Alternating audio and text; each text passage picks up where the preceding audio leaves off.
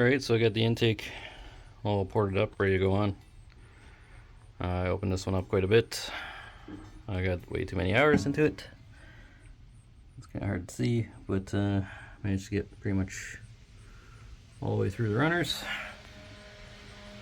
So I should pick up pretty good.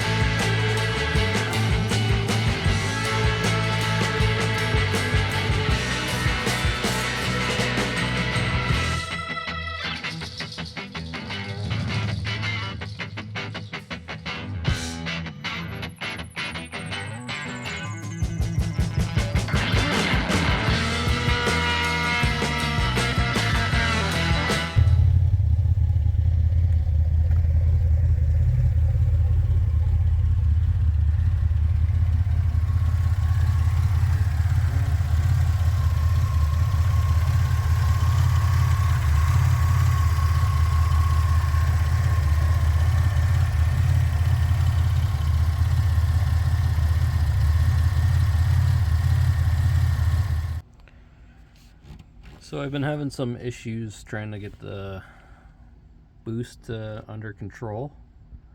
Right now it wants to spike to above 10 pounds. I haven't really let it go too far above 10. I'm trying to get down to the 7 or so that it was before.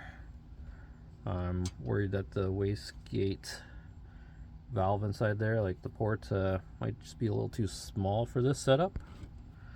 So I'm going to try now just disconnecting the wastegate altogether, because I've tried to unthread the rod some and there's not much thread left, so it's pretty much backed off all the way, and it was still climbing over 10 pounds easily.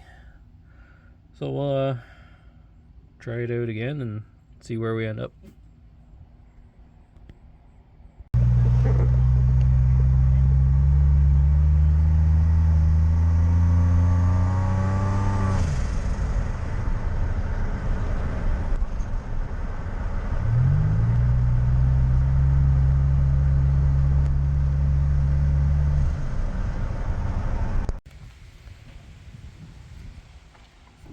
Alright, so you saw by the last clip that is making some boost there, and I don't even have the wastegate hooked up.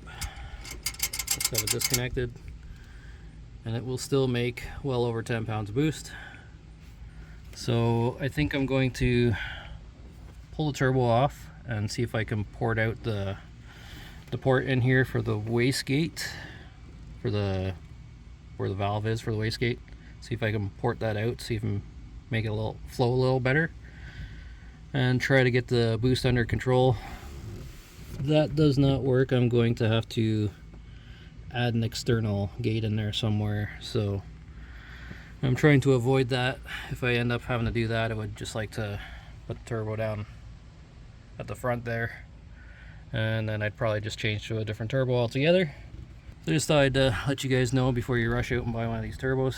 I'll see if I get this under control. If not, then I don't recommend using this. But we'll see what happens, and I'll let you guys know in the next video. So until then, thanks for watching.